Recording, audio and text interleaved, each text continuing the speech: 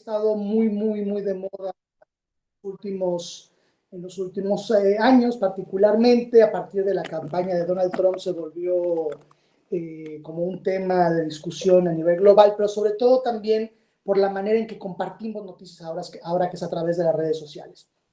Le quiero agradecer también que están por acá presentes a mis compañeros Florencia Agustín Gorri y Santiago Fernández Trejo, que son compañeros del colegio, y en algún momento pues les pediré que me apoyen un poco dentro de esta charla.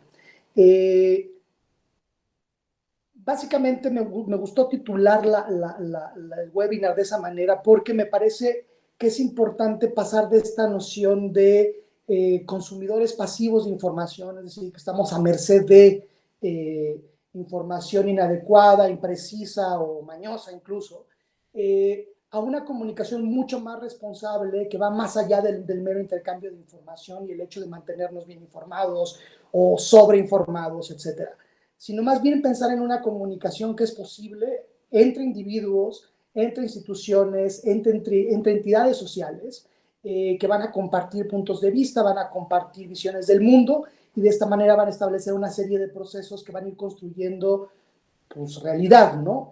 En realidad, la realidad se construye, ¿sí? Y esto es bien importante que lo tengamos en mente, es decir, si bien existe un ámbito y un plano físico, químico de realidad, ¿sí? La realidad social está siempre en constante construcción. En ese sentido es bien importante poder comprender esta noción de verdad, sobre todo sobre cómo la entendemos los comunicólogos, ¿sí? De repente está esta expresión en inglés, don't kill the messenger, no maten al mensajero, que también es bien importante entenderlo, es decir, no estamos a merced de nadie cuando recibimos información, ¿sí? También somos corresponsables de la manera en que nos informamos y la manera en que la compartimos, ¿no?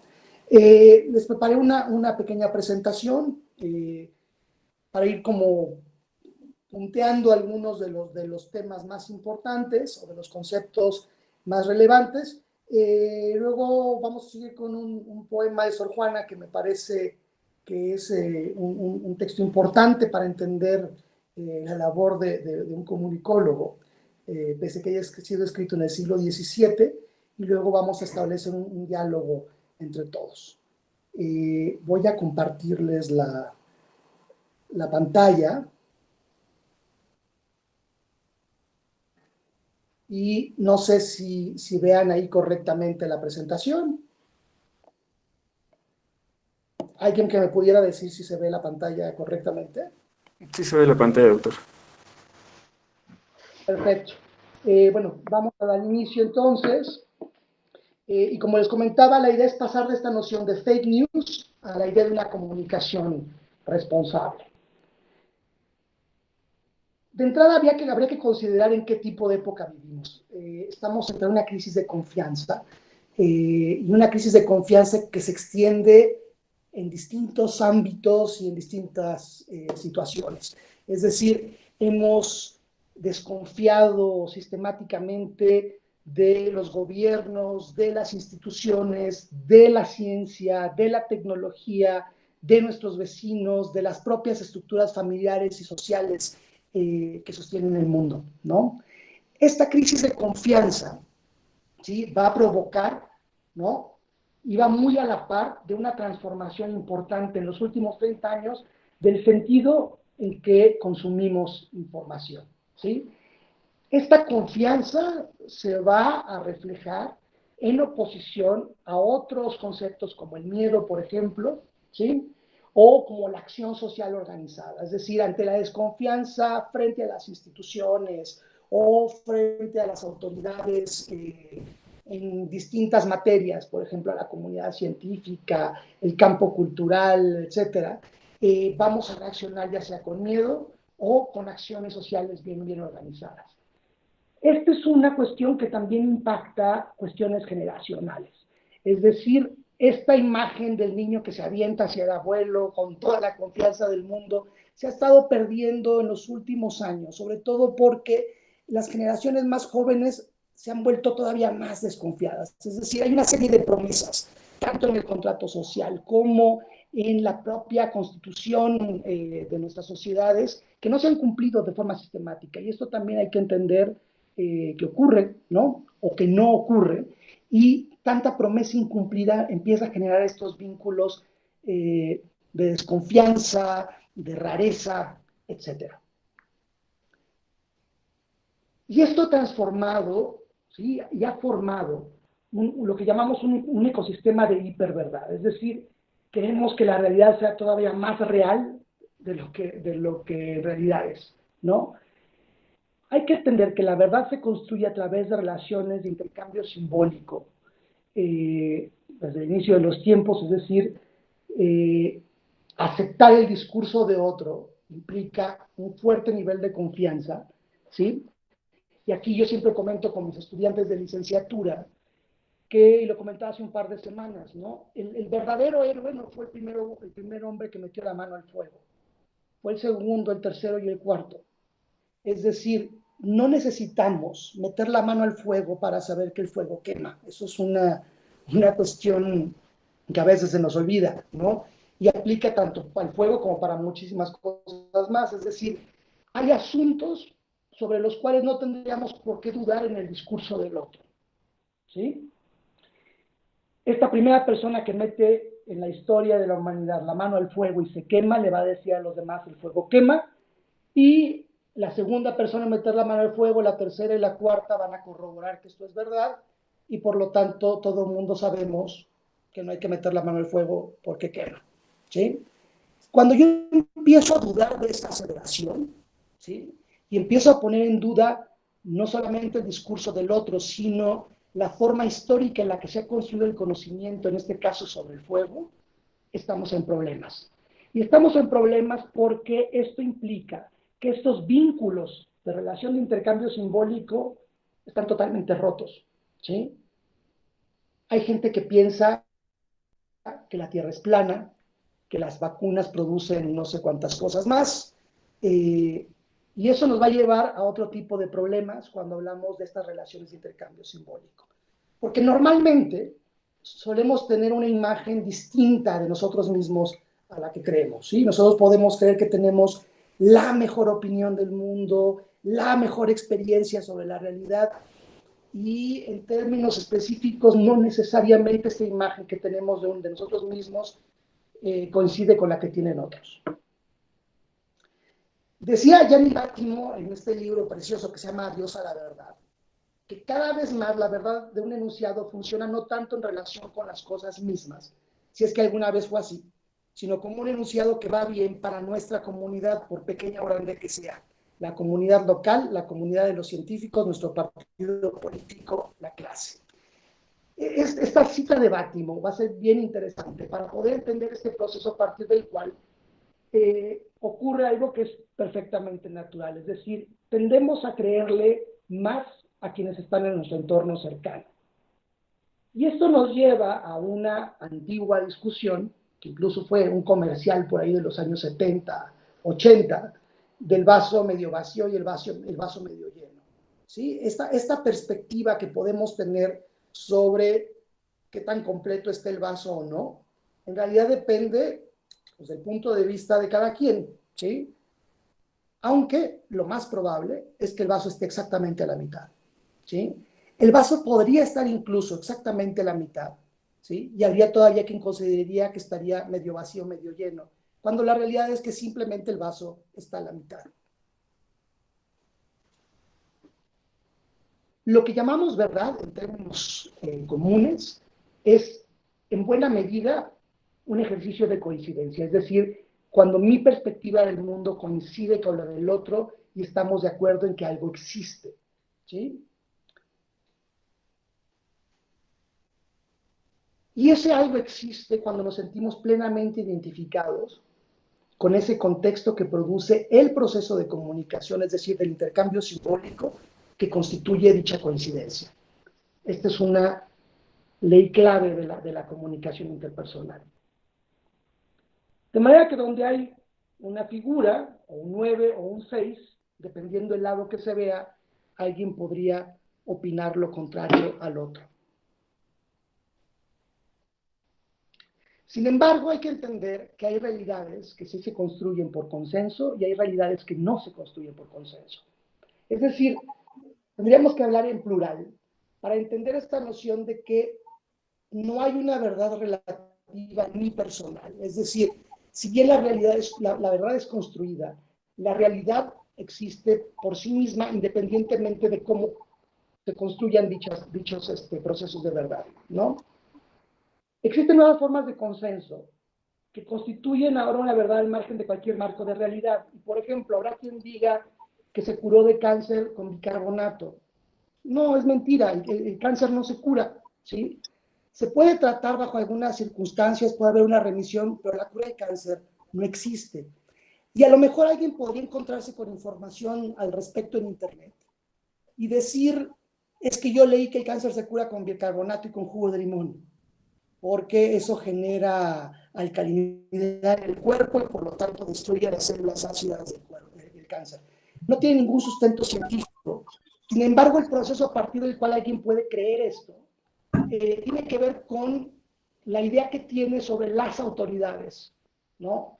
En materia de discurso sobre algunos temas, en este caso sobre el discurso médico. Alguien podría decir, vaya, me encontré esta información que nadie me había querido decir, ¿no? Me la encontré en YouTube, me la encontré en un blog, y como se parece a algo que refuerza mi desconfianza, entonces la creo, la comparto, a veces sin siquiera terminarla de haber leído, y empiezo a afirmar que eso es una realidad. Pero el peor de los casos es cuando varias personas están de acuerdo en que algo es real cuando en verdad no lo es, ¿sí? Esto va a generar otra serie de procesos que van a impactar en la manera en que compartimos y consumimos noticias. Aquí está el ejemplo de alguien que se curó milagrosamente con cáncer y es tanta la repercusión que puede tener en determinadas comunidades que un medio impreso, en este caso un medio periodístico, lo publica con foto del personaje y ese estatuto de verdad que dice yo me curé de cáncer incurable, con un poco de ayuda de estos brebajes que están aquí, ¿no? Tabletas de selenio, vitamina C, etcétera, ¿no? A veces parecería que cuando hablamos de noticias falsas, digamos prácticamente que estar dando cursos de sentido común, ¿sí? Por ahí había quien decía que era el menos común de los sentidos, y esto tiene que ver con que a veces es tanta nuestra necesidad de identificación o de reforzamiento de dichos procesos de identificación que terminamos creyendo, ¿no? O incluso considerando que nuestra opinión o aquello que coincida con nuestra opinión puede pasar efectivamente por encima de cualquier otro principio de realidad. Es decir, si yo leo algo con lo que estoy de acuerdo, entonces lo creo, entonces lo comparto, entonces es verdad, y por lo tanto todo lo demás es mentira y hay un proceso de ocultamiento de información sistemático para que esta verdad que solo poco sabemos dentro de tal comunidad lo desconozca, ¿no? Tenemos un acceso masivo, pero también diverso a la información. Hasta hace unos años nos informábamos exclusivamente por algunos medios, por libros, por algunas instituciones educativas, etc. Sin embargo, ahora tenemos acceso a distintas fuentes de información no necesariamente confiables. Y tenemos también acceso a un proceso paralelo que tiene que ver con la posibilidad de efectivamente generar discurso en las mismas plataformas. Es decir, cualquier persona ahora puede tener blog, cualquier persona ahora puede formular una opinión, puede hacer un comentario en una noticia de un medio de comunicación importante, puede responder, ¿no? Hay derechos de las audiencias, tenemos derechos de réplica, tenemos un montón de plataformas digitales y no digitales en las cuales movernos, ¿no? A nivel de ecosistema de medios. Sin embargo, que tengamos la posibilidad de hablar no nos vuelve expertos en un tema, ni tampoco vuelve nuestra opinión algo importante para los demás. Y esto es bien importante entenderlo, ¿sí? Una opinión es importante, y esto lo decía Pierre Bourdieu, solo cuando es emitida por un experto.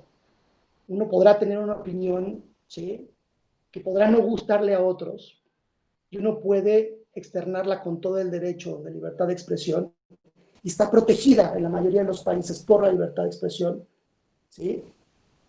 Pero si no le gusta a otros no constituye ningún delito, no constituye algo negativo ni tendría por qué ofender a nadie. Una opinión es una cuestión personal que no necesariamente constituye una verdad consensuada, ¿sí? Ni necesariamente esas verdades consensuadas tienen un estamento de realidad, ¿no? Este exceso de información lo que genera es que la propia información queda desprovista de legitimidad. No solamente la información, sino los medios a partir de los cuales se consume. Y pongo de ejemplo muy sencillo YouTube, ¿no? Una plataforma exitosísima de videos para compartir justo contenidos audiovisuales, y hay gente que lo toma como una fuente primera de información, y esto al mismo tiempo deslegitima, ¿sí?, la propia plataforma como un medio válido para la distribución de contenidos, ¿sí? Y aquí habría que recordar también que hay un principio de libertad, que toca tanto la libertad de expresión como los propios derechos que tenemos las personas para estar informados de manera correcta, de manera responsable. Esta crisis de credibilidad que tienen los medios se debe principalmente a que se les ve como entidades provistas de poder, es decir, se les atribuye un poder, ¿no?, por encima del resto de la población, un poder que tiene que ser cuestionado, ¿no?, al igual que otras organizaciones y estructuras del poder, como los gobiernos, las instituciones educativas, los órganos políticos, incluso los organismos no gubernamentales, recientemente empiezan a estar bajo este escrutinio tan fuerte, ¿sí?, porque se les ve como figuras de autoridad, es decir, con la autoridad de emitir discurso, y se confunde con la autoridad vertical, ¿no?, y entonces se les cuestiona de igual manera, ¿no? De manera que los usuarios están siempre suponiendo que hay algo más allá de lo que se les presenta. Es decir, si se nos da cierta información, la primera duda que surge es: ¿qué más no me dijiste? ¿Qué faltó? ¿Qué me estás ocultando? ¿Por qué no me quieres decir? ¿No? Y esta desconfianza se empieza a socializar, ¿no? No solamente en las redes sociales, sino en nuestras redes sociales reales. Lo comentamos con el vecino, lo comentamos con el taxista, lo comentamos con el compañero de trabajo, con el compañero de escuela, y esto va generando un clima de perpetua desconfianza en todo lo que nos resulte una entidad provista de poder. De manera que se ataca esa entidad provista de poder, ¿no? Y se nos olvida lo más importante, y es que lo real se construye en función del intercambio. Es decir, si me voy a quemar la mano, ¿sí?, cada vez que quiero comprobar si algo es verdadero o no, me estoy perdiendo la parte más importante de la construcción de las sociedades humanas, que es el intercambio con el otro. Es atender a la palabra del otro, es responder a la palabra del otro, es respetarla. Esa parte va a ser la más importante de todo esto y de cualquier proceso comunicativo. La verdad no tiene por qué politizar, sobre todo ese valor de uso, ¿sí?, ni tampoco si lo consideramos apropiado o no en términos políticamente correctos, o si encuadra o no con nuestro marco de entendimiento del mundo. La parte más importante va a ser el diálogo y esta noción de que el intercambio se va construyendo socialmente a partir de una historia cultural compartida. Este es el elemento más importante desde el punto de vista de la comunicación cuando atendemos al concepto de verdad. Y actualmente estamos conectados en todo el mundo, tan conectados que justamente debido a eso estamos teniendo esta charla por esta vía, ¿sí? Una pandemia o una epidemia se puede convertir en una pandemia global de una manera absurda en menos de 1 o 2 meses. Y esta hiperconexión también está generando que tengamos la posibilidad de compartir estos vínculos de realidad con muchas más comunidades a las que estamos acostumbrados.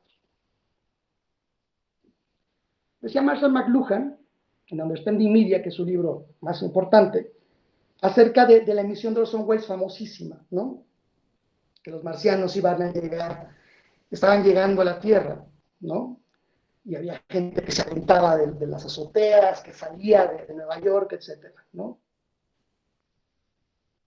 Este mismo proceso, decía ese mismo proceso a partir del cual la radio con importancia tuvo durante la época de Hitler. Gran parte de la campaña de Hitler y gran parte de las campañas de comunicación social de la Alemania nazi tenían su lugar en la radio.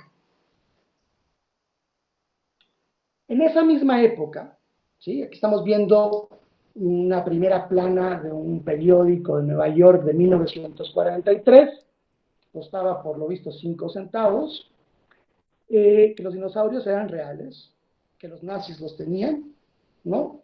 Y que había una especie de conspiración reptiliana, etcétera. En realidad es muy parecido a tonterías que uno puede leer, incluso ahora en internet. Entonces, ahí tenemos la foto de un dinosaurio nazi frente a la Torre Eiffel, por ejemplo, con pterodáctilos de fondo como si fueran palomas.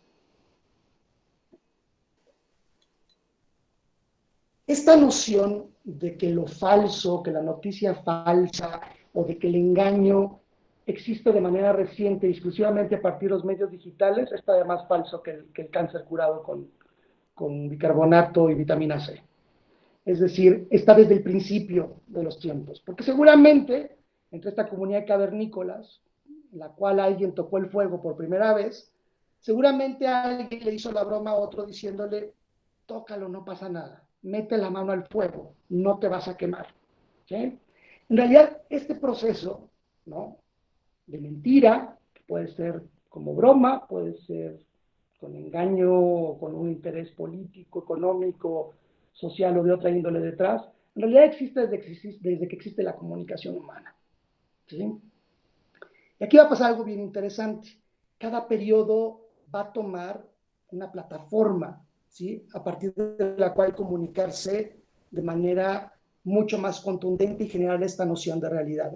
En nuestro tiempo es Twitter, ¿sí?, en términos políticos, y sería el equivalente a la radio de Hitler, prácticamente viéndolo desde este orden de ideas.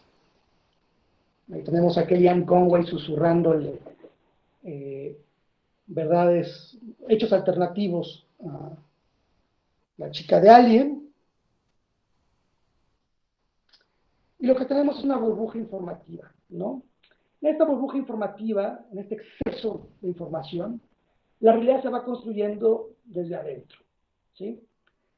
Y en este sentido, se cree que todo vale para conseguir likes, retweets, votos o cualquier otra cosa que se esté deseando con la información, ¿sí? Clics, ¿no? Gente compartiéndolo, gente repitiéndolo, gente replicando discurso. Estamos tan inmersos que de repente se nos olvida que los usuarios de Twitter en México somos menos del 30% de la población y que la realidad se sigue construyendo por los mismos medios en que se construía desde la época del hombre de las cavernas. Si lo vemos así, la verdad parecería que se reduce a puro intercambio y especulación. Se nos olvida que cuando compartimos información no estamos compartiendo la verdad. Estamos compartiendo simplemente eso, información, ¿sí? La verdad la vamos a seguir construyendo en la interacción cotidiana, cercana, continua, con nuestros semejantes. ¿Sí? Hay una especulación sobre el valor de las ideas, ¿no? ¿Quién tiene razón, quién no? ¿Sí? ¿Quién tiene más likes? Pues como yo tengo más likes, entonces yo tengo la razón. Tampoco necesariamente. Podría estar de acuerdo el 80% de la población del mundo en que la Tierra es plana. La Tierra sigue siendo esférica. Bueno, casi esférica. ¿Sí? Que muchos compartan nuestra opinión no vuelve que la realidad sea de otra manera. ¿Sí? Nos estamos perdiendo el enfoque real. Es decir, ese enfoque y ese impacto que tiene la comunicación real y efectiva cuando en verdad estamos compartiendo la vida con otros. ¿Sí? No se trata de que los demás estén de acuerdo o no. Se trata de que estemos todos de acuerdo en que algo es valioso, ¿sí?, y digno de ser intercambiado. Este es el enfoque real que debe tener la idea de la opinión. ¿Sí? No es un estamento de verdad, no es una imposición, algo que se revela contra lo establecido. Una opinión es una opinión, es personal y el proceso a partir del cual se construye es lo verdaderamente importante.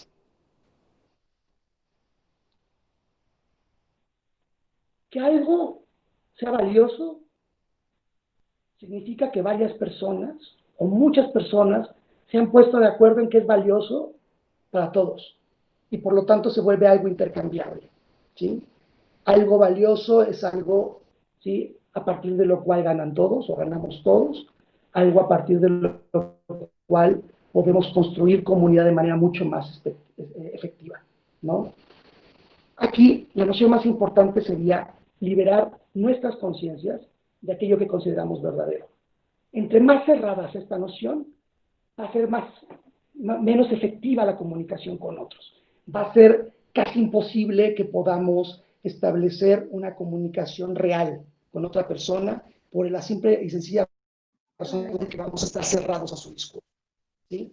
Mantener una actitud de apertura, ¿sí?, más que de descrédito, es lo que puede permitir que podamos valorar mucho mejor qué información es más valiosa para compartir con nuestros seres queridos, con nuestros amigos, con nuestras comunidades, ¿sí? Y qué información es la más valiosa para construir nuestra propia opinión. Hay que dejarse lamer por el tigre, vaya. No pasa nada si damos crédito al discurso de la otra persona. Dice la UNESCO que en estos momentos lo más importante en términos de agenda comunicativa es el empoderamiento de las personas a través de la alfabetización mediática e informacional, lo que ellos llaman MIL, ¿sí? La MIL es un tipo de alfabetización que permite que las personas podamos conocer de manera mucho más directa cómo funcionan esas fuentes de información, cómo funcionan esos medios, cómo funciona la televisión, la radio, el cine, cómo se construyen esos lenguajes, ¿sí?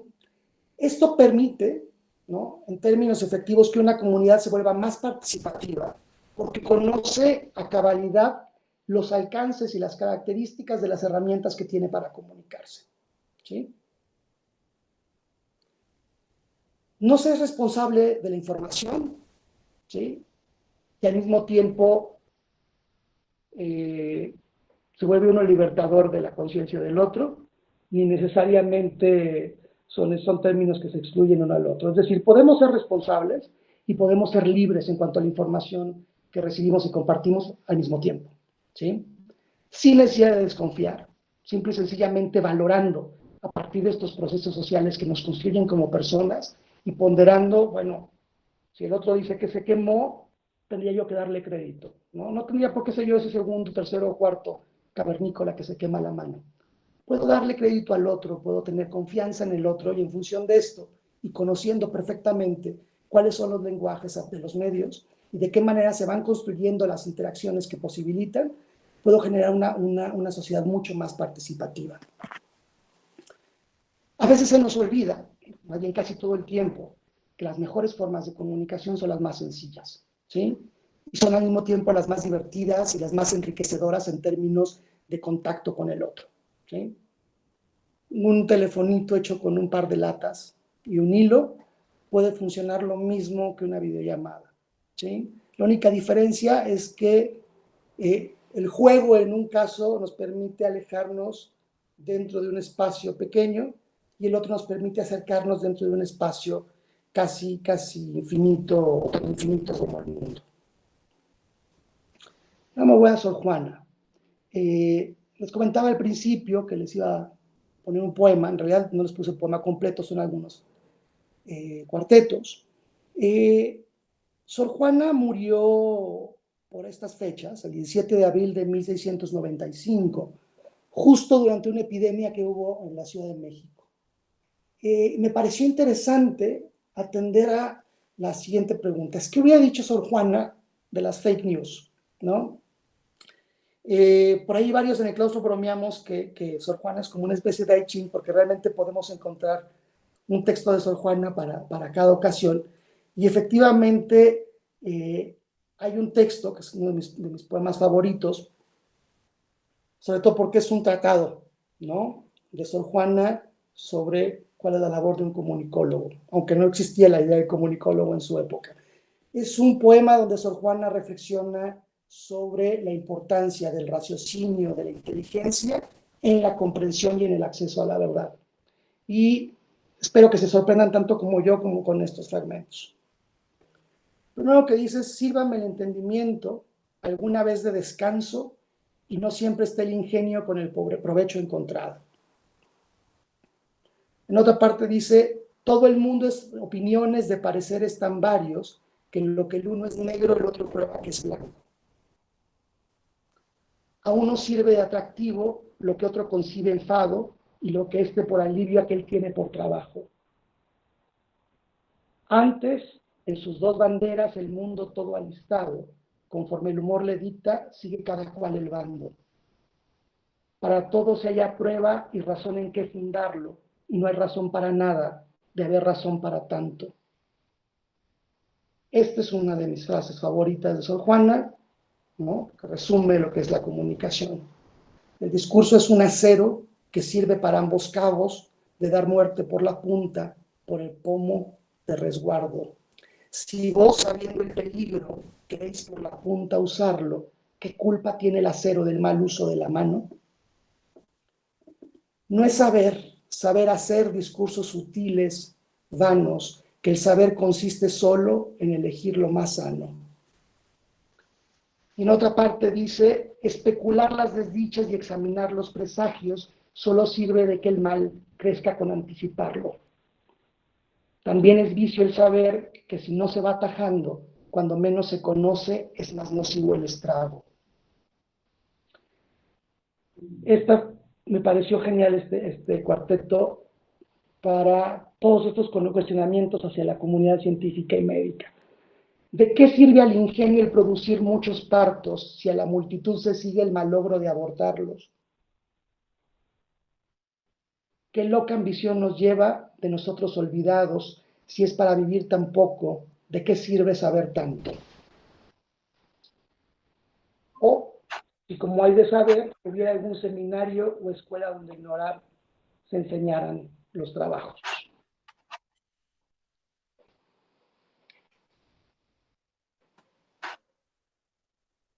Pues eso. Y bueno,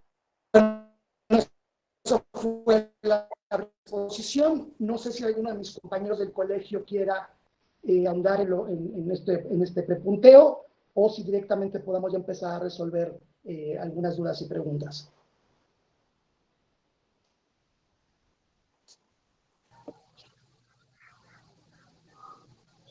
Yo, Carlos, quisiera comentar algo. Sí, Santiago. Al inicio, Carlos nos habló acerca de que la realidad se construye. Y esto, en medios de comunicación, es algo que ha sucedido prácticamente desde el inicio y desde su máxima proyección durante el siglo XX. Es decir, en producción sonora o en producción audiovisual, como mencionaba Carlos, el arquetípico caso de Orson Welles y el teatro del aire, o los inicios del cine con sonido, donde era imposible acudir a hacer registros sonoros para la postproducción. Todo se creaba. Entonces se me ocurrió hacer, digamos, esta analogía que no busca engañar a nadie, es decir, en producción cinematográfica es mucho más barato hacer los sonidos que necesite el filme que acudir a tantos lugares a registrarlos o tener un control sobre las condiciones de registro. Entonces se postproduce, se está construyendo esa realidad audiovisual que para el cine nos sirve como entretenimiento, sabemos que es ficción, pero que en algunos otros casos el manejo de los elementos que conforman los mensajes en comunicación sí puede contener algún carácter específico. Vamos, ningún medio, como también lo mencionó Carlos, es completamente imparcial. De la misma manera que nosotros mismos tenemos ciertos intereses hacia algún tipo de música, hacia algún tipo de lectura y demás, existen líneas editoriales en los medios y eso tenemos que tenerlo presente a la hora de la lectura.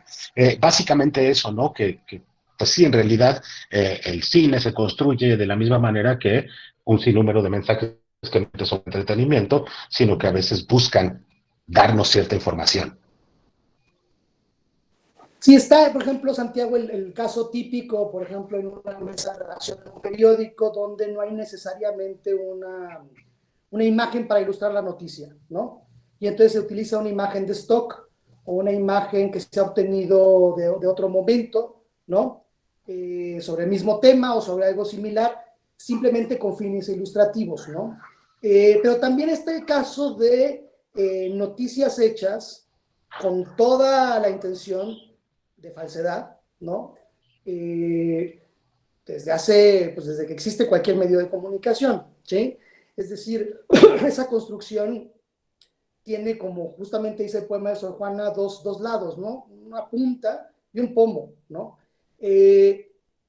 Esa punta, digamos, podría ser la más dañina en el sentido en que es un estilo de generar noticias o de crear mensajes o contenidos que se basa en la noción de mentir o llamar la atención. Y en este sentido es muy fácil reconocerlos, es decir, de repente se nos olvida también que la época en la que había eh,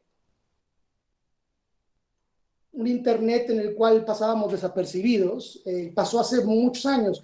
En realidad estamos muy monitoreados, los algoritmos y las inteligencias artificiales están leyendo nuestros gustos, nuestras percepciones y demás, de manera que los propios algoritmos ahorita permiten generar respuestas emocionales muy rápidas.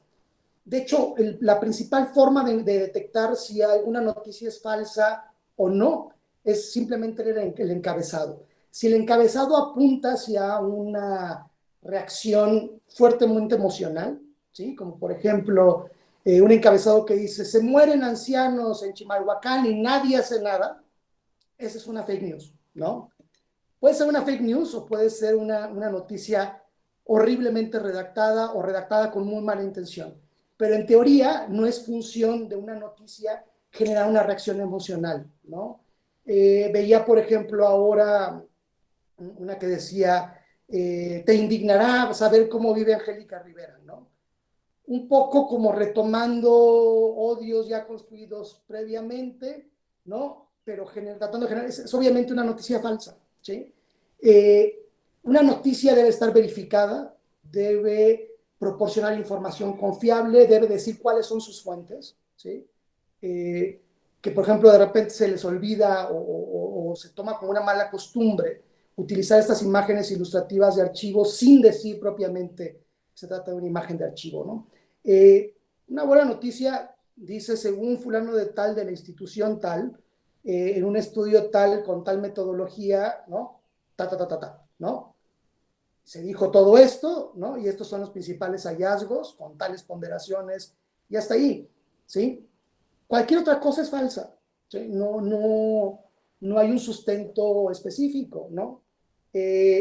La foto que les ponía del hombre que se curó solo según el cáncer con vitamina C, pues totalmente falsa, no hay ningún indicio, no hay nadie que lo respalde, es decir, carece de ese proceso de intercambio simbólico comunitario que construye una situación de verdad, ¿no? ¿Quieres comentar algo más, Santiago o Florencia?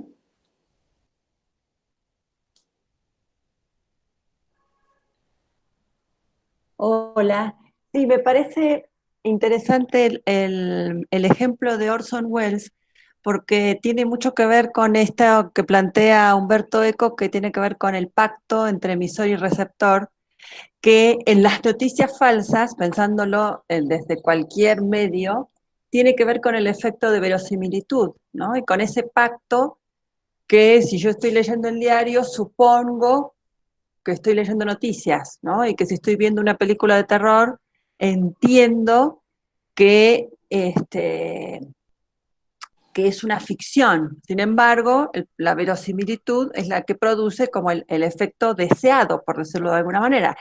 Las noticias falsas lo que hacen es subvertir ese principio del pacto de lectura, ¿no? Yo leo el diario y si ese diario tiene este, un cierto prestigio, supongo que están diciendo la verdad. Sin embargo, en muchos casos, bueno, lo que se está haciendo es editorializando sin decir que es un editorial, ¿no?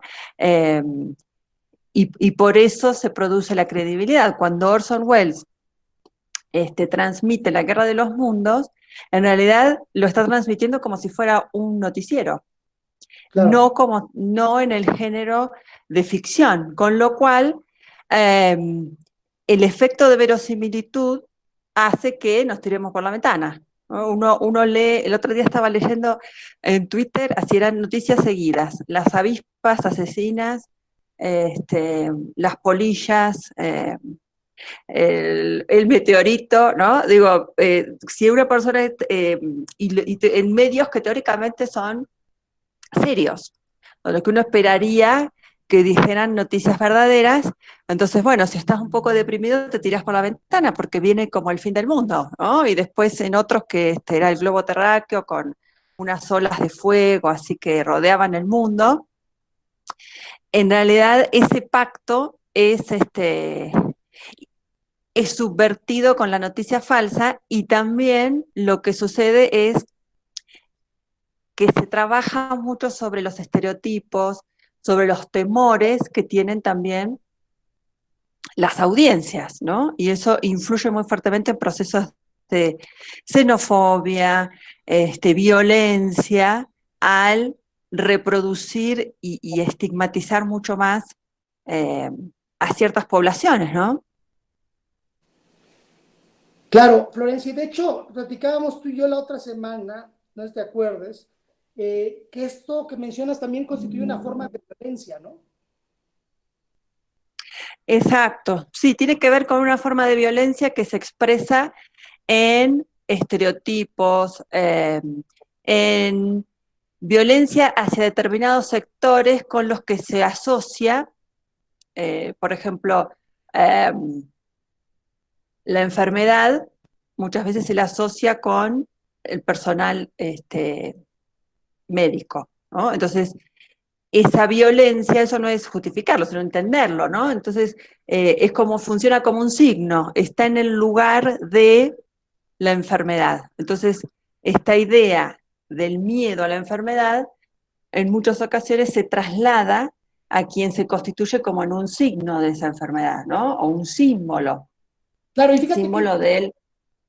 Florencia, porque además actualiza símbolos que ya existían previamente, es decir, se recupera de alguna manera la noción del médico de la peste de la Edad Media, ¿no? Un poco de esa manera se vuelve esta figura sombría, amenazante y por lo tanto la gente reacciona violentamente, ¿no?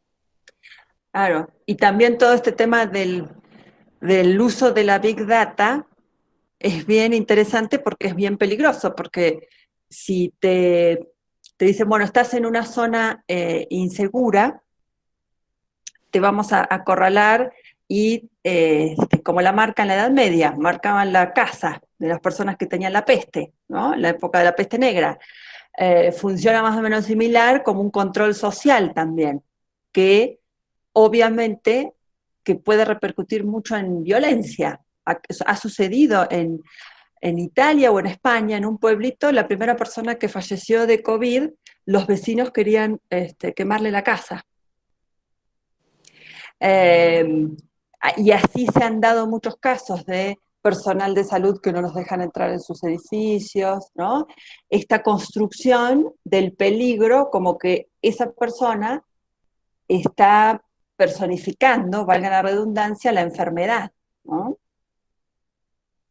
Y en Claro, eso sí, perdón. la- la- y en eso las noticias falsas influyen muchísimo, ¿no? O la sobreinformación, ¿no? La sobrecarga de información. Claro.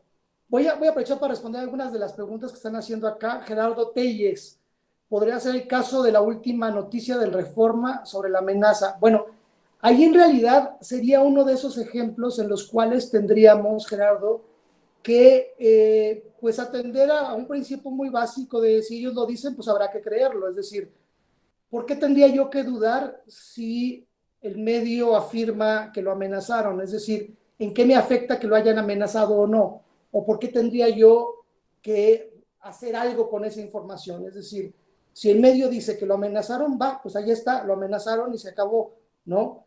el medio no tiene por qué probárselo ni a sus lectores, ni a mí, ni nada. En dado caso, si quiere interponer una denuncia, pues que lo haga.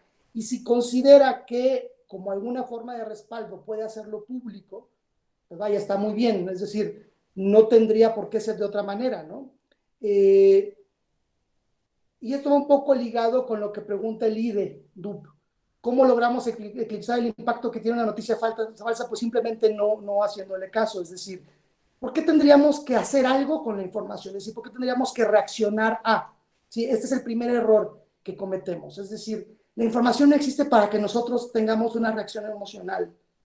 Existe para que tengamos cierta información y podamos formarnos una opinión. Si no la comparto, pues simplemente no considero esa noticia dentro de mi marco de opinión. Es decir, la principal manera de eclipsarlo, pues es simplemente no consumirlas, pero sobre todo no hacerles caso. Dice Karen Maya el tema de los clickbaits, ¿no? ¿Sí? También los medios hay que entender que se están adaptando a una nueva época, ¿no? Entonces, están dependiendo mucho del clic. Entonces, esto los obliga a empezar a generar este tipo de redacciones más dirigidas hacia los algoritmos que directamente hacia las personas, ¿no? También tiene que ver mucho que ver con la idea de los consultores de medios, que traen ideas ya bastante atrasadas. Por ejemplo, un consultor de medios te puede decir que las palabras clave son importantes para una página web cuando en realidad no lo son. Es decir, los algoritmos de Google perfectamente pueden leer por completo la información de una página antes de cargarla y saber si esa información es relevante para la búsqueda de quien está utilizando su servicio o no. A veces los medios tardan un poco en entender esta parte y sobre todo cómo funciona el tema de las búsquedas semánticas y demás, y tienden a incurrir en este tipo de problemas. Y es una pena que de repente Proceso lo haga, pero también hay que entender que Proceso es uno de los medios que se metió más tarde al tema digital, ¿no? Proceso y La Jornada en realidad le han entrado un poco tarde, no son los únicos medios que le han entrado tarde. Me extraña, por ejemplo, que de repente Reforma tenga tanto impacto, sobre todo porque pues, no se puede acceder a sus contenidos si uno no paga una suscripción. Entonces, realmente lo que se ve de Reforma son los encabezados o las réplicas que hacen otros medios, ¿no? Creo que lo más importante sería no reaccionar. O sea, si el otro quiere que reaccione, es decir, si el medio, ¿no? Que emite una noticia falsa quiere que yo tenga una reacción hacia ello, pues simplemente no tengo la reacción y ya, es decir, no me enojo, no me entusiasmo, no nada, pues, ¿no? También hay que ser un poco estoicos con respecto a la información, ¿no? No tendríamos por qué exigirle a los medios que nos digan la verdad, ¿sí? Sobre todo porque eso es un imposible, ¿no? ¿Cuál verdad? ¿No? La que tiene que ver conmigo y con mi comunidad, la de mi partido político, la de mis vecinos, la de mi colonia, la de mi clase social, mi género, etcétera, o la verdad tal cual es, ¿no? O sea, sí, pasó un meteorito hace una semana, pues pasó y ya, ¿no? Y si fuera a caer, pues bueno, cae y ya, es decir, no podemos culpar al medio porque cayó el meteorito, ¿sí? O por no avisarnos que cayó cuando en realidad cayó, bueno, sobre todo porque si cae el meteorito no haríamos nada al respecto, pero vaya, no podemos estarle exigiendo esta sobreconstrucción de verdad a los medios de comunicación, ¿sí? O sea, tenemos que tomar también la responsabilidad nuestra de, bueno, si me informo con este medio, pues voy a tener tal información, es decir, si solamente leo Milenio y Reforma, pues ya sé cuál va a ser el enfoque, ¿sí? Pero si leo, no sé, otro medio, ¿no? Pues a lo mejor, ¿sí? Estoy consciente de que es el medio oficial de un partido político o semioficial de un partido político, pues tendrá ese sesgo efectivamente, ¿no? Si es el mismo partido político al que pertenezco, pues no puedo darle crédito al 100%, ¿sí? Aunque se parezca a lo que yo pienso, ¿no? Y está también lo que dice Ginette Marianela Hernández Castillo sobre las réplicas. Sí, la cuestión ahora es que es muy fácil replicar noticias ahora. De hecho, no solamente lo hacen los medios de comunicación, lo hacemos nosotros mismos. O sea, ¿cuántas veces no leemos un encabezado y primero lo compartimos y después lo leemos, ¿no? Dice José Ignacio Briones García, ¿cómo identificamos los periódicos de izquierda, derecha y los que no son ninguno de los dos, pero aún así están impactando mucho? Bueno, el impacto es muy fácil verlo y es simplemente por la cantidad de comentarios, la cantidad de retweets, ¿no? O reposts, y sobre todo si aparece en los primeros lugares de nuestro timeline y el de otras personas. Si algo aparece en mi timeline en primer lugar y también en el de otros, significa dos cosas: o están pagando campaña para esa nota, o efectivamente es una de las notas más replicadas y relevantes según los algoritmos, ¿no? Cada algoritmo también tiene sus características. El algoritmo de Google funciona de determinada manera muy distinto al de Twitter, por ejemplo, ¿no? Y hay procesos que no están automatizados, es decir, la parte de revisión de contenidos que empezó a meter particularmente Facebook después de la campaña de Trump en Estados Unidos y lo metió en todo el mundo, en realidad son personas que leen cada nota que se comparte, no cada post, sino cada nota, y revisan si los contenidos son adecuados o no para la plataforma, ¿sí? Es decir, a veces sí funciona el algoritmo para cosas muy, muy sencillas, pero no necesariamente. Cuando se trata de cosas más complejas, hay una persona detrás leyéndolo, y esto hace que, bueno, tarde un poco, ¿no? Twitter tomó la decisión de no permitir la publicación pagada de ningún contenido político, por ejemplo, ¿no? Pero esto no quita que esté plagado de bots de ambos bandos, como diría Sor Juana, ¿sí? Porque también sería un absurdo creer que no hay bots de distintas instancias, es decir, es un recurso bastante utilizado en el mundo y en México también. Las compañías que lo hacen o los despachos que lo hacen ni siquiera están necesariamente en nuestro país, o el despacho sí, pero las cuentas están redirigidas hacia servidores fuera de México. Pues en realidad eso es un negocio fuerte también el tema de los bots, ¿no? ¿Cómo identificar los periódicos de izquierda? Es muy, muy obvio, es sencillamente ver cuál es el nivel de compromiso que tienen con los principios de la izquierda, ¿no? Sobre todo porque en México no tenemos un partido propiamente de izquierda, ¿no? La izquierda en México se ha construido de una manera bastante peculiar comparado a otros países del mundo, igual que la derecha. En realidad también carecemos de un partido de derecha, digamos, en forma, como lo tendría, por ejemplo, países como Argentina o Chile, que tiene, ¿no? Una cantidad de sabores de derecha bastante amplios. En realidad tiene que ver pues, con si hay un compromiso con ciertas causas sociales, si hay compromiso con ciertos elementos, si hay un compromiso con la cultura sindical, con los derechos de trabajadores, mujeres, etcétera, ¿no? Y sobre todo si hay una perspectiva de desarrollo económico más hacia el mercantilismo, ¿no? Con ciertas características de control del Estado. Simplemente la mejor manera de hacerlo es leer los medios, ¿no? Antes había mucho la costumbre de comprar no un periódico, sino varios.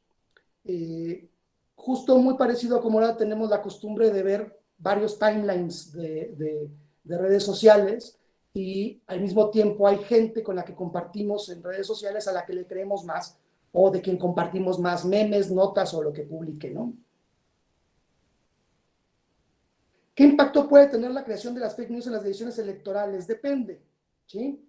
Puede tener mucho, dependiendo del entorno de elección. Es decir, en un país como el nuestro, donde el uso de Internet y el acceso a redes sociales y a ciertos contenidos está más centrado en zonas urbanas, hay zonas del país donde es nulo el efecto de las fake news. Es decir, hay cientos de municipios en México donde no es absolutamente relevante lo que aparezca en las redes sociales, ¿no? También hay que salirnos un poco de esa burbuja. Hay procesos mucho más fuertes, más importantes, que determinan la decisión de las personas que una noticia falsa, ¿no? Sobre todo porque hay que darle crédito también a las audiencias y a las personas. Es decir, los públicos no somos tontos, ¿sí? Hay mucha gente tonta, pues, pero no necesariamente uno como público, desde ese principio, está a merced de las noticias. Uno tiene capacidad de decisión y uno tiene también cierto sentido común para determinar lo que es valioso o no, ¿no? Anaí Félix Salas, ¿cómo podemos los jóvenes dejar de consumir fake news? ¿O bien es posible? Lo digo más que nada porque muchas veces los jóvenes ya no leen, simplemente se quedan con la primera noticia, muchas veces solo leen el título. No nomás los jóvenes, Anaí. En realidad, esto lo hacemos todo el mundo, ¿sí? Es decir, es tanta la información que recibimos que la mayor parte del tiempo las notas ni siquiera se leen. ¿Cómo dejar de consumirlas? En realidad no podemos dejar de consumirlas porque van a seguir apareciendo. Lo que podemos hacer es tomarlas en cuenta o no, ¿sí? Sería absurdo pensar que la finalidad de una noticia, como mencionaba hace un rato, es que yo me enoje. O sea, a nadie le importa que yo me enoje, ¿me explico? Ni a nadie le importa que yo esté de acuerdo o no con algo. Lo que les importa a las personas que pagan por este tipo de noticias es generar cierto tipo de ambientes o consensos que favorezcan una opción u otra, ¿no? Pero no necesariamente van dirigidos de forma individual. Están escritos, sobre todo los encabezados, de manera que apelan a un contenido emocional que va desde acá o desde más abajo, ¿no? Desde el hígado, ¿sí? Lo primero que tendríamos que hacer sería no reaccionar a una noticia. La noticia no está hecha para que reaccionemos, está hecha para que nos informemos, ¿sí? Está hecha para dar a conocer un hecho. Si al momento de empezar a leer veo que no se cita absolutamente a nadie, pero sobre todo si leo una opinión de quien redacta la nota, automáticamente yo dejo de leer, ¿sí? A mí no me interesa la opinión del reportero, ¿sí? Yo lo que quiero es saber cuál es la opinión de las fuentes que consultó el reportero, dónde están esas fuentes de información, cuáles son esas bases de datos, etcétera, etcétera. Si es la opinión del secretario de Educación, pues claro que me interesa porque es el secretario de Educación, pero la del reportero no me interesa, ¿sí? Entonces, si yo leo una opinión, ¿sí? O sea, una opinión como opinión personal puesta como nota, automáticamente desecho. Si veo que hay una preferencia política hacia cualquier lado, ya empiezo como a ponerme así, ¿no? Porque ningún lado tiene una razón específica, ¿me explico? Yo no tendría por qué creerle al presidente al 100%, ¿sí? Como tampoco tendría por qué creerle a Claudio X González, ¿no? Hay una serie de procesos que van mediando también la manera en que uno consume la información, ¿sí? Entonces, creo que la primera recomendación sería no reaccionar, ¿sí? Ser estoicos ante las noticias, y la otra es asumir que su única finalidad debería ser dar a conocer un hecho.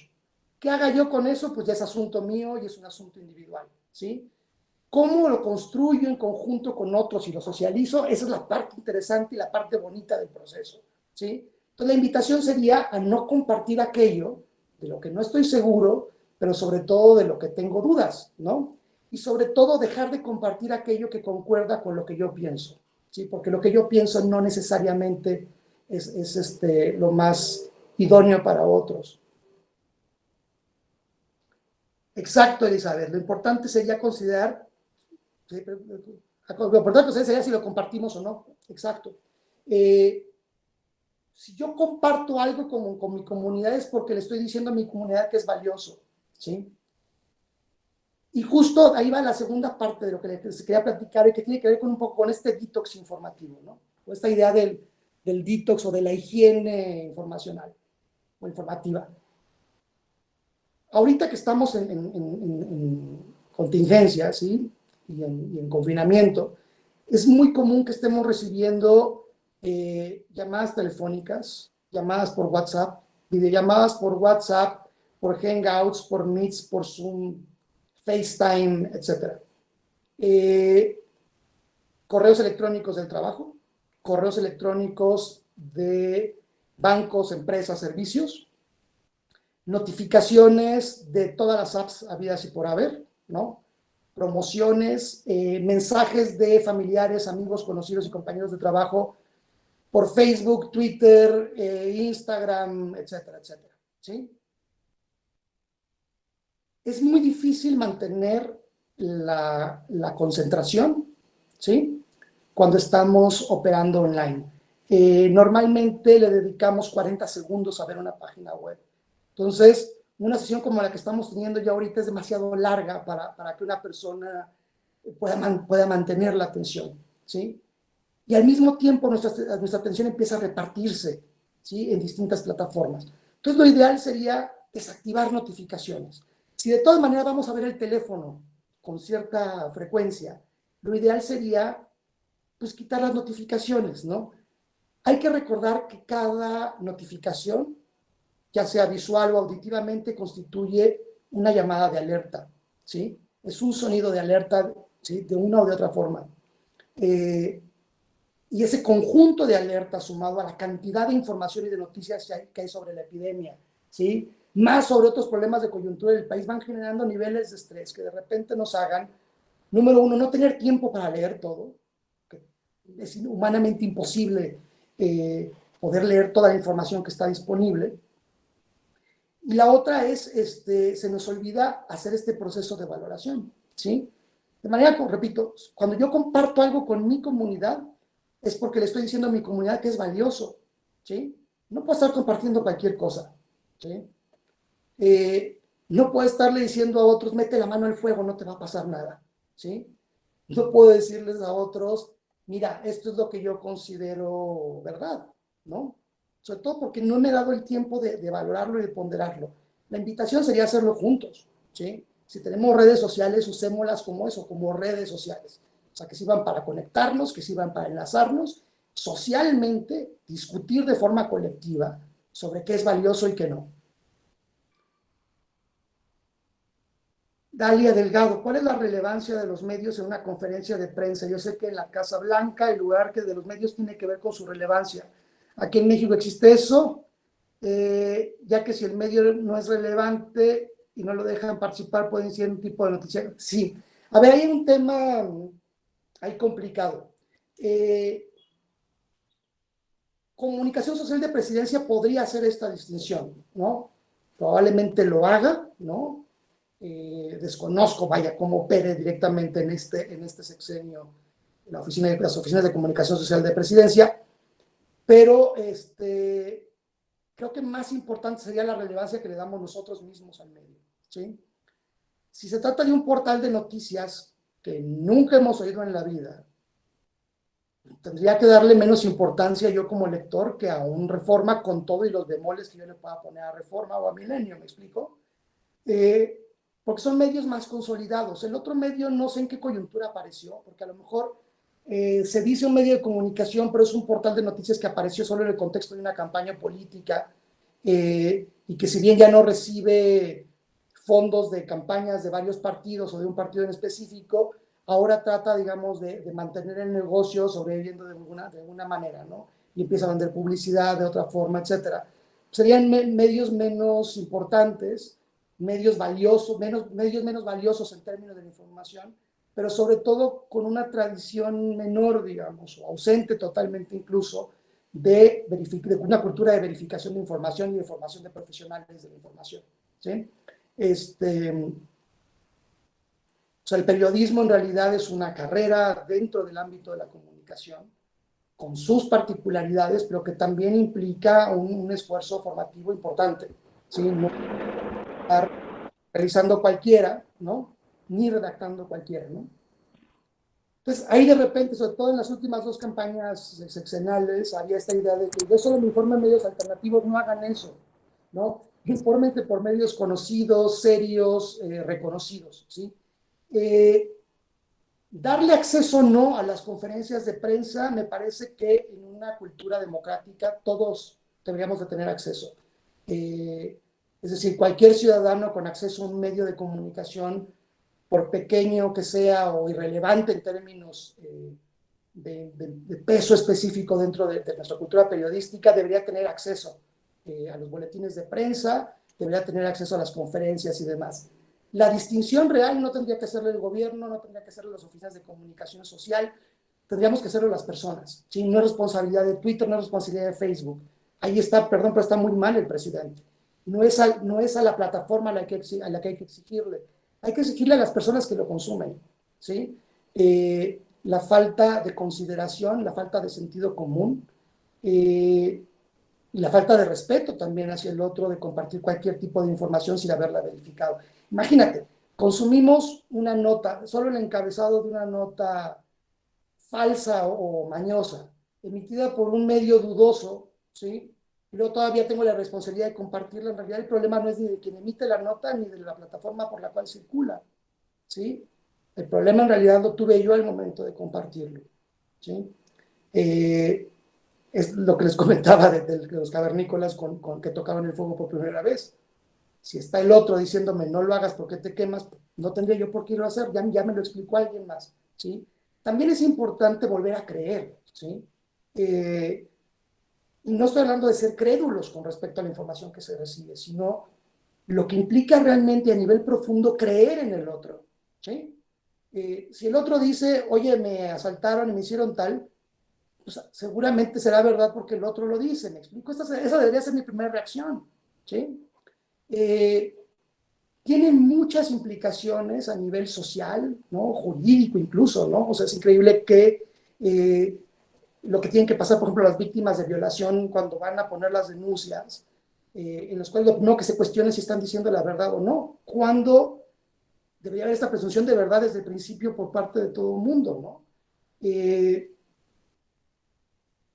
Una cosa es descreer, digamos, o no creer ciegamente en lo que se consume, y otra cosa es, ¿no?, simplemente dejar de creer en el otro como parte de nuestro proceso natural como seres humanos.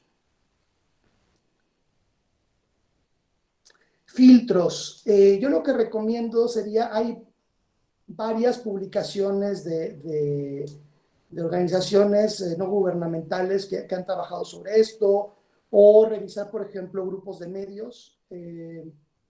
Digo, habrá medios importantes, pero por ejemplo, que pueden no gustarnos, ¿no?, por el enfoque, pues bloquearlo simplemente. Hay manera de hacerlo en redes sociales. Yo tengo, por ejemplo, bloqueado una agencia de noticias completa, ¿no?, que es RT, porque pues, es el órgano de propaganda del régimen de Putin. Aunque de repente parezca muy de izquierda y demás, parece muy de izquierda cuando está en Venezuela o en México, pero parece muy de derecha cuando está metido en la campaña de Trump. Vaya, son medios legítimos, es una agencia internacional importante. Yo personalmente la tengo bloqueada para no ver absolutamente nada de información de ellos, porque vaya, no me interesa, ¿no? Tengo otros medios internacionales, digamos, preferidos, ¿no? Y la otra es, no tendría yo por qué enterarme por un medio internacional de lo que ocurre en mi país. Es decir, me parece que hay un ejercicio periodístico serio en México, importante y suficientemente importante para que pueda yo informarme de lo que ocurre en México sin necesidad de atender a medios internacionales. Vaya, es importante saber qué se dice en medios internacionales, pero hay que entender también que muchos de estos medios internacionales operan con corresponsales o a partir de la propia agenda noticiosa de un país, con información que logran conseguir extra, ¿no? Entonces, vaya, tiene su parte importante, ¿no? Pero vaya, estamos en un país que tiene suficiente calidad de libertad de expresión como para poderle creer a nuestros medios más reconocidos. Entonces, la recomendación más que filtro sería, pues, decidir por uno mismo, ¿no? Hacer una revisión de decir, pues a lo mejor este medio no me gusta, o sea, no lo voy a consumir, ¿no? Y se le puede bloquear en redes sociales, ¿no? No pasa nada si yo bloqueo algo que no quiero ver, es como en la televisión. Si hay contenido que no me parece adecuado para que mi familia lo vea, pues lo quito y ya está, ¿no? Este tipo de decisiones tenemos que empezarlas a tomar, ¿no? Sobre todo para llegarnos de información que de veras nos va a ser valiosa, no en términos de decisión, sino simplemente en términos de construir nuestra propia opinión, ¿no? Ahora, normalmente todos los adultos tenemos elementos suficientes para construir esta opinión, porque hemos socializado bastante, ¿me explico?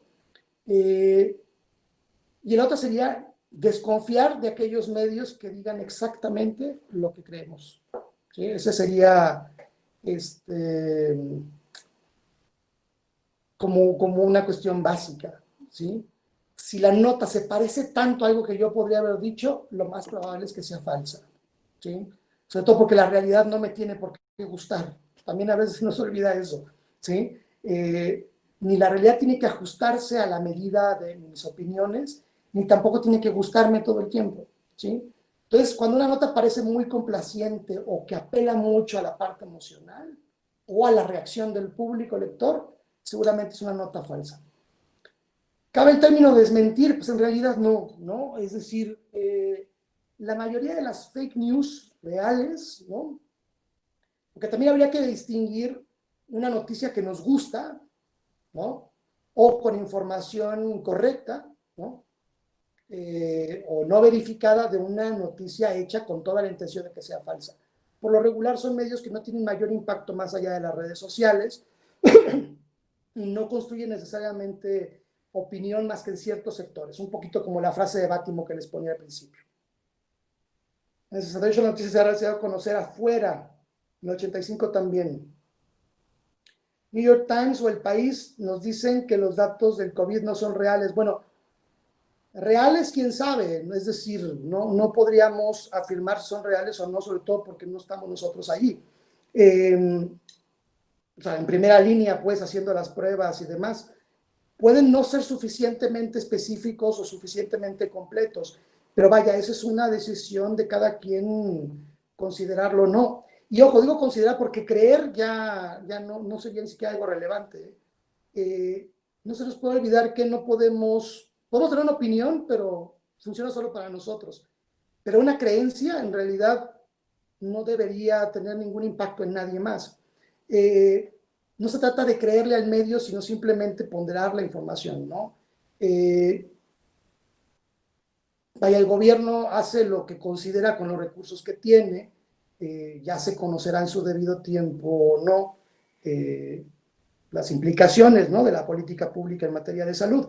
En el caso del New York Times y del País y estos medios internacionales, bueno, dan a conocerlo, vaya, pero tampoco es que den a conocer algo que no se haya discutido también dentro del país, es decir, me parece que ya mucho antes de que el New York Times y el País hicieran la observación de que probablemente los datos no fueran del todo completos, ya teníamos medios mexicanos y comentaristas mexicanos haciéndolo, ¿no? No tendría por qué ofender a nadie, ¿no? Una publicación de esta índole, ¿no? El gobierno podría decir, pues no, estos son los datos, pero vaya, incluso el propio gobierno tampoco afirma que tenga datos tan específicos, ¿no? Sobre todo porque maneja más un modelo estadístico que de otra forma, que es una forma también de hacer política pública, estemos de acuerdo o no estemos de acuerdo con ella, ¿no? Vaya, no puedo operar en el mundo asumiendo que miente el gobierno y miente el New York Times o el País, ¿no? O sea, si lo dice el New York Times o el País, es probable que haya algo de verdad, lo mismo que si lo dice el gobierno, sobre todo porque quien tiene los datos más cercanos es el gobierno, no los tiene ningún medio de comunicación.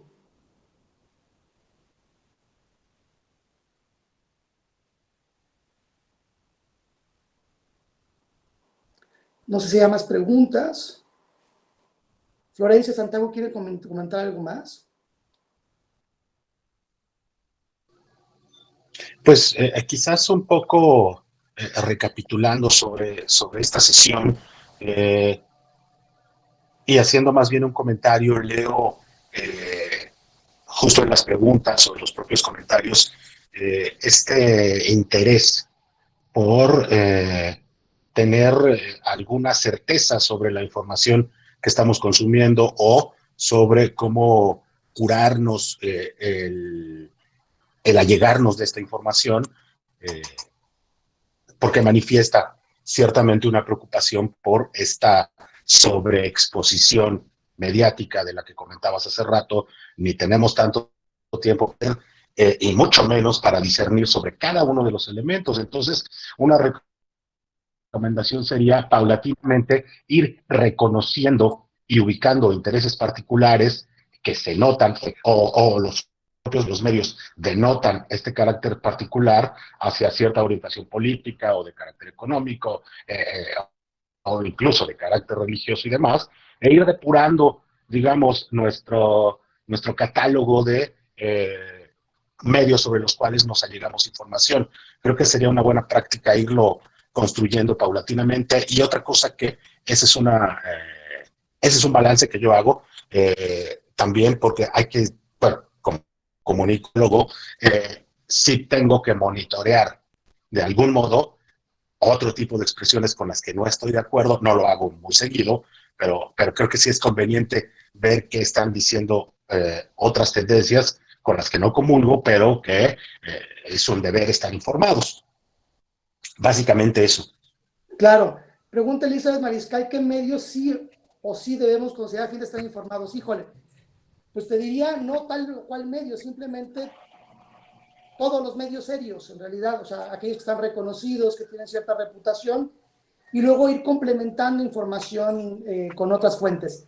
Cuando digo otras fuentes, aquí tendríamos que considerar, por ejemplo, si dice El País, ¿no? En España, que la Organización Mundial de Salud dijo tal cosa sobre el COVID, por ejemplo, pues yo perfectamente me puedo meter a la página de la Organización Mundial de la Salud, ver sus boletines de prensa en español y ver exactamente qué dijo, ¿me explico? O sea, también hay que completar la información y no quedarnos solamente con lo que digo un medio, ¿no? Sobre todo porque la naturaleza del medio es reportar que un hecho ocurrió, ¿sí? Generar opinión también, pero eso es algo derivado, ¿no? No es algo que sea responsabilidad directa del medio, es una corresponsabilidad que tenemos las personas cuando vivimos en comunidad, pues. Yo diría primero, todos los medios reconocidos, ¿no? De la tendencia que sea, sobre todo recomendaría contrastar lo que dice uno frente al otro y luego buscar otras fuentes de información en aquellos temas que nos interesen, sobre todo porque no podemos estar buscando toda la información todo el tiempo para verificarla nosotros, ¿sí? Los medios tienen personas que se dedican a eso y es a lo que me refería desde un principio con, bueno, hay que creer en el otro, ¿sí? Si el otro lo dice, bueno, seguramente será verdad. ¿Es probable que no? Pues sí, tan probable como que yo diga algo que sale solamente de mi propia opinión y no constituya verdad para nadie más que para mí. Entonces, sí habría que considerar primero los medios más relevantes, a los más reconocidos independientemente de la tendencia, a los más establecidos, y luego ir completando la información, no con medios necesariamente alternativos, pero sí con fuentes directas de información. Muchas organizaciones, muchas instituciones públicas, privadas, etcétera, publican sus boletines de prensa, tienen sus propias áreas de comunicación, y entonces es bueno informarlos. Si la nota no menciona la fuente, entonces ese ya es un indicio de que ese medio no es necesariamente serio, por mejor reputación que tenga, ¿sí? ¿Hay alguna estrategia específica funcionando actualmente sobre el plan de la UNESCO para la alfabetización digital aquí en México? Gerardo Telles. Mira, hay algunos esfuerzos. En alguna ocasión, hace unos años, participamos por parte del claustro en un manual de género para medios de comunicación. Participamos varias universidades ahí. Estaba la UNAM, la Ibero, la Carlos Septién y nosotros, si mal no recuerdo. Era parte, digamos, de una estrategia, en este caso de ONU Mujeres, de UNESCO, perdón, en coordinación con ONU Mujeres para cuidar esta parte de género, que de hecho lo mencionaba Florencia hace un rato. Hay niveles de violencia simbólica que no estamos acostumbrados a leer dentro de los medios, ¿no?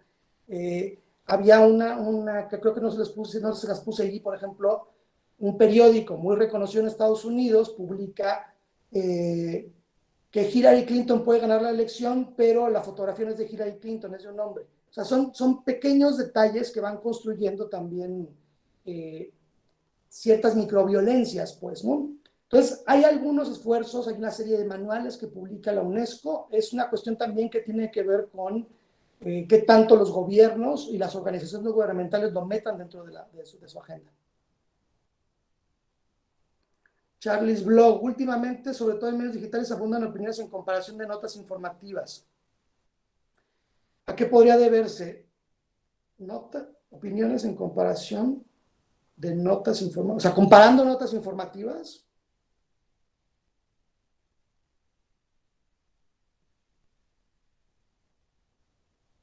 Bueno, este sería como un error epistemológico muy, muy básico.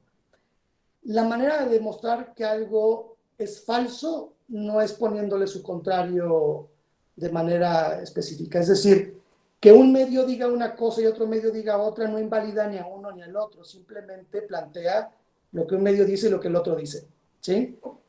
No podemos exigirle al medio que nos diga una verdad absoluta porque no existe, ¿sí?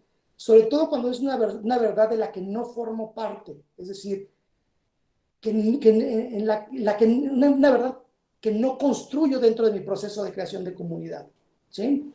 Hay temas en los que solamente puedo informarme, pero no puedo exigir nada más, ni al medio, ni exigírmelo a mí, porque no es un tema necesariamente relevante dentro de las comunidades a las que formo parte.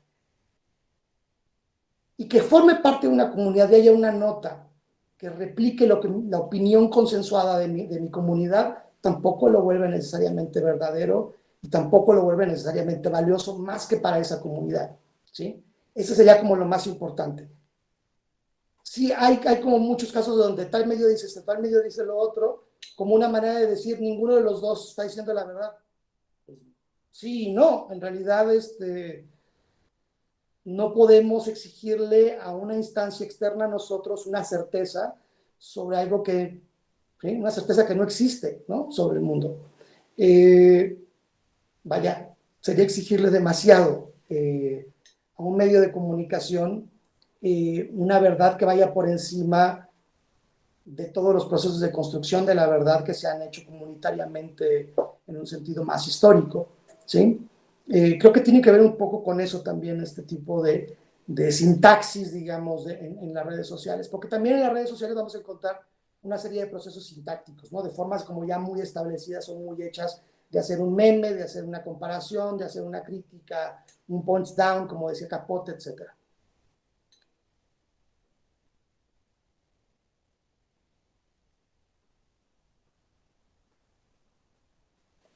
Creo que no hay más preguntas.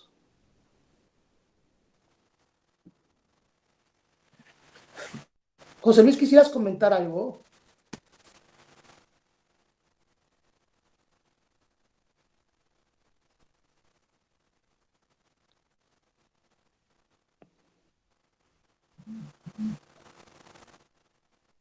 Sí, claro, hay que aprender a vivir con ellas, o sea, porque además han existido siempre, ¿sí? No son ni nada nuevo, o sea, como no son nuevos los dinosaurios nazis enfrente de la Torre Eiffel de 1943, y tampoco son necesariamente una molestia, ¿eh? O sea, no tendría por qué tener un efecto si no asumo una actitud pasiva ante la información, ¿sí? O reactiva incluso ante la información. La mejor recomendación es no reaccionar, es ingresar información, procesarla, compararla, valorarla y desechar, ¿sí? Porque incluso hasta la información valiosa se desecha después de un tiempo, ¿sí? Vaya, hay elementos de la información que constituyen formas de conocimiento, pero per se no es su finalidad constituirse como formas de conocimiento, ¿sí?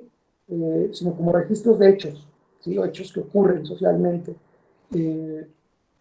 No más de ahí. Pues. No tendría por qué ofenderme que exista o no exista la mentira.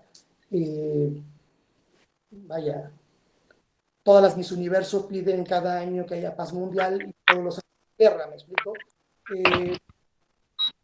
La cuestión sería qué hago yo con esa información. Entonces, si no permito que me afecte, que me indigne algo que está hecho justo para causar mi indignación, pues vaya, no cumplió su cometido y ya está, ¿no?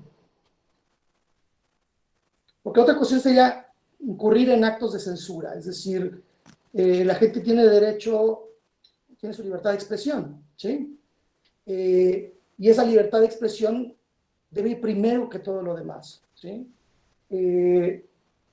La gente tiene derecho a decir lo que piensa, ¿sí? Tiene derecho a decir lo que siente, lo que opina, estemos de acuerdo o no, esté errado o no incluso, ¿no? Prohibir las mentiras es una tontería absoluta, es decir, no hay manera de prohibirlas. Clausurar un medio, limitar una red social bajo un precepto de esta índole sería un error garrafal, ¿sí? No tendría además ningún sentido, ¿no? Limitar a ese grado la libertad de expresión, ¿no? Simplemente porque hay a quien no le gusta o no puede lidiar con información o valorarla, bueno, pues el problema no es necesariamente del medio. Y supongo también que la medida en que seamos más responsables con la información que recibimos y compartimos, pues estos medios que viven de eso, pues dejarán de utilizar estos recursos para hacer su negocio, ¿no? Porque a fin de cuentas es negocio, de una o de otra forma, puesto al servicio de alguien más o simplemente como estas joyas de la literatura nacional como la revista Alarma, ¿no?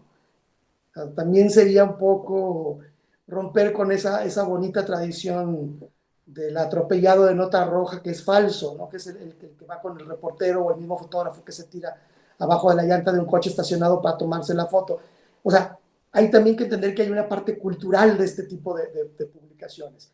Y no podemos incurrir en actos de censura, pero tampoco delegar la responsabilidad completa de la realidad en el otro, ¿no? Cuando en realidad es un proceso en común, ¿no? Que es justo la raíz de comunicación, comunicar, hacer comunidad, ¿no? Claro, la noticia de espectáculos, o sea, el chisme, etcétera, ¿no? O sea, no podemos privarnos de eso, porque también tienen su encanto en términos culturales. A sabiendas que la información, pues, es dudosa, ficticia o de broma. Hay una publicación en Estados Unidos que me encanta que se llama The Onion, que es como el antecedente al Deforma, aunque es mucho más fino The Onion, que son noticias en este tono como entre serio y broma, de hecho mucho más en serio, porque el Deforma es solamente broma, eh, pero que constituyen publicaciones que ya son unos clásicos dentro de la cultura periodística. Quien lee The Onion o ve que una nota es de The Onion, sabe que se trata de The Onion y que no hay que creerlo. Es como cuando alguien pregunta, la nota es de Deforma, ¿verdad? Bueno, es un poco más o menos en la misma dinámica. Aunque The Onion sí tiene esta parte de serio. Exacto, la cebolla, The Onion. Es una joya del periodismo contemporáneo. Por la manera de darle la vuelta a esto y de recuperar estos pasquines que existen desde que existen las publicaciones impresas, en realidad. Hay un caso clásico, por ejemplo, que es el de María Antonieta. En realidad, María Antonieta fue una víctima histórica de fake news. No hay ningún referente de que el collar famoso haya sido real o que haya costado eso. O sea, al parecer fue información que un pasquín francés de la época sacó de un joyero que le había escuchado decir a otro. Y lo de los pasteles es totalmente falso. María Antonieta jamás dijo eso. O sea, no hay ningún indicio de que lo haya dicho, excepto publicaciones pagadas en contra de la monarquía por los revolucionarios.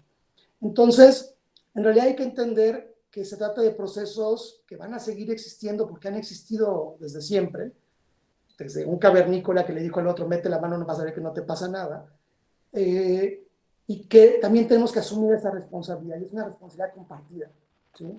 Lo que le digo al otro tiene que tener un peso para mí, ¿sí? Si repito algo para otros, tiene que ser algo que sea valioso, que lo empodere, como dice la UNESCO, que le permita informarse mejor, que lo haga que su vida en comunidad sea más valiosa. Y creo que eso es lo que tendríamos que evaluar antes que otra cosa en una noticia. O sea, esta noticia me permite generar una comunidad más valiosa de la que tengo ahora. Sí, no, entonces desecho, así de sencillo, ¿no? Me resuelve una duda, me orienta sobre dónde buscar más información, es una buena noticia. Si no me orienta, si no me dice dónde buscar, etcétera, no hay que hacer caso simplemente, ¿no? Y sobre todo, no compartir antes de leer. Doctor Carlos, se nos ha terminado el tiempo. ¿Se puede Claro, cerrar un poquito la clase? Estaría genial. claro, pues la conclusión general sería esa, a ponerles estos planteamientos, permitirnos también reflexionar sobre la información versus el acto comunicativo real, es decir, ese contacto directo que tenemos con las personas, esa retroalimentación que podemos tener con nuestras comunidades más cercanas y de qué manera contribuimos a esas comunidades con nueva información que sea valiosa, que permita tomar decisiones, que permita construir identidad, discurso y opinión, ¿no?